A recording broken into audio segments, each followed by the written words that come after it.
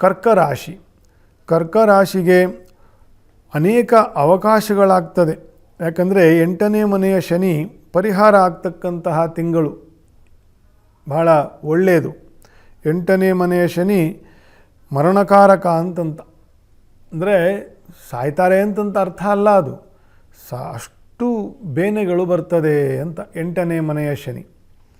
ಹಾಗಾಗಿ ಅದರ ಪರಿಹಾರ ಆಗ್ತಕ್ಕಂಥದ್ದು ಸ್ತ್ರೀಯರಿಗೆ ಏಳಿಗೆ, ಅವರ ಸಂಬಂಧದಲ್ಲಿ ಇರತಕ್ಕಂತಹ ಅನೇಕ ಸಮಸ್ಯೆಗಳಿಗೆ ಪರಿಹಾರ ಆಗ್ತಕ್ಕಂಥದ್ದು, ಇದೆಲ್ಲವೂ ಅನುಭವಕ್ಕೆ ಬರ್ತದೆ. ಹೊಸ ಹುರುಪನ್ನು ಪಡೆಯುತ್ತೀರಿ. 9ನೇ ಮನೆಯಲ್ಲಿ ರವಿ, ಅಷ್ಟಮ ಶನಿ ಪರಿಹಾರವಾಗ್ತಕ್ಕಂಥದ್ದು, ಆದಾಯವೂ ಕೂಡ ಉತ್ತಮಗೊಂಡು ಕೆಲವೆಲ್ಲ ಆರ್ಥಿಕ ಸಮಸ್ಯೆಗಳು ಕೂಡ ಕಡಿಮೆ ಆಗ್ತಾ ಹೋಗ್ತಕ್ಕಂಥ ತಿಂಗಳು ಮಾರ್ಚ್ ಆಗಿರುತ್ತೆ. ಶ್ರೀ ಸುಬ್ರಹ್ಮಣ್ಯ ದೇವರು ಮತ್ತು ನಾಗದೇವರುಗಳ ದರ್ಶನ, ತುಪ್ಪ ಸಮರ್ಪಣೆ, ತುಪ್ಪದ ದೀಪ ಸಮರ್ಪಣೆ, ಕ್ಷೇತ್ರ ದರ್ಶನ ಇಂಥದ್ದೆಲ್ಲ ಕರ್ಕರಾಶಿಯವರು ಆಗಾಗ ಮಾಡಿಕೊಳ್ತಾ ಇದ್ದಾಗ ಸಂಪದಾಭಿವೃದ್ಧಿ ಆಗ್ತದೆ ಅಂತಂತ.